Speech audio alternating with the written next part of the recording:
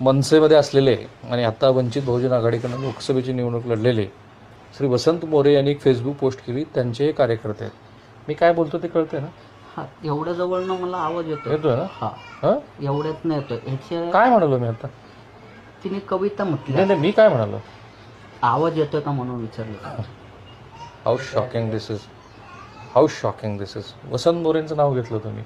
हा, कोणाचं नाव घेतलं ना? वसंत मोरेंचं हां, आत्ता घेतलं नाव. आत्ता ना? त्याच्या आधी घेतलेलं ऐकलं होतं का? ते नाही आलं. किती अंतर आहे? वितभर अंतर आहे आमच्या दोघातलं.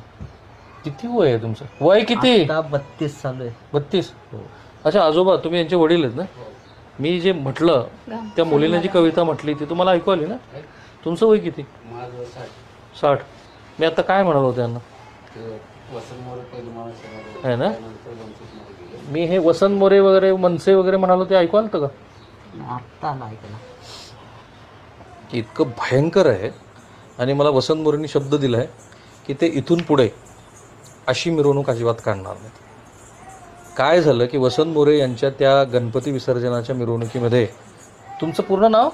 सागर दिनकर मोरे. सागर, व्यवसाय काय तुमचा? माझा कंस्ट्रक्शनचा व्यवसाय. कन्स्ट्रक्शन. हो. आणि काय झालं होतं त्या दिवशी?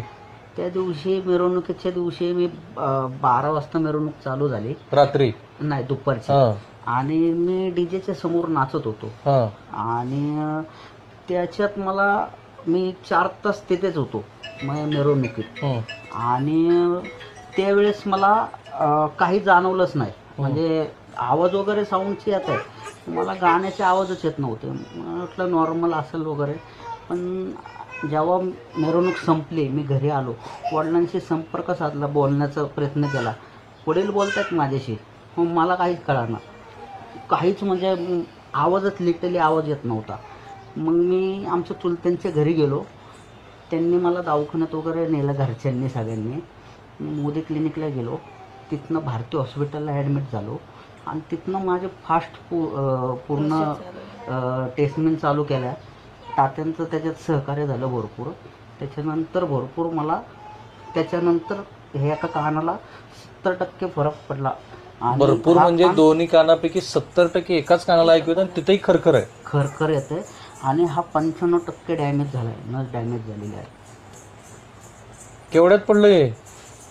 खूप म्हणजे 2-3 तासासाठी मला आयुष्यभरासाठी कानाचं पूर्ण हे झालं. ॲक्च्युली 2 बारक्या पोरी आहेत, घर सगळं माझ्यावरती चालतंय. वडिलांचं वय झालेलं आहे. पुढं कसं होणार, काय होणार, काहीच कळणार. पुढं जाऊन पुढं काय करायचं आता. तिला आता एवढ्या डिस्टन्समधनं आवाज येतोय, पण असं थोडं लांब थांबलं ना, काहीच ऐकायला येत नाही. घरातनं पण आवाज दिला तरी ऐकायला येत नाही. टी व्हीचा पण आवाज येत नाही, बारीकसुद्धा. मग आता काय होईल, कसं होईल आता पुढं. की तुमचं छोटं बाळ आहे? हा, हे बारकी. काय नाव आहे याचं? हिच्या 9व्या सागर मोरे. आणि त्या दुसऱ्या अजून आता कविता? ती माझी मोठी पोरगी आहे, तिचं केतकी मोरे. किती खर्च आला सागर? तर साधारण 60,000-1,000च्या आसपास गेलेला आहे. खर्च ठीक आहे, पण कान बाद झाला, आयुष्यभरासाठी बाद झाला. एक कान, एक कानानेच आता. ते पण 70% ऐकू येतं. हो. आता फोन वगैरे आला का? फोन म्हणजे आपण ते हे लावतो ना, काय त्याला म्हणतात, स्पीकर, कानाची मशीन असते, त्या टाईप बारीक आवाज येतो. नाहीतर नाही. आता डॉक्टरांनी सांगितलं की दोन्ही कानापैकी ह्या कानाला तर काहीच उपाय नाही सांगितलं, यायला सांगितलं. ह्या कानाचा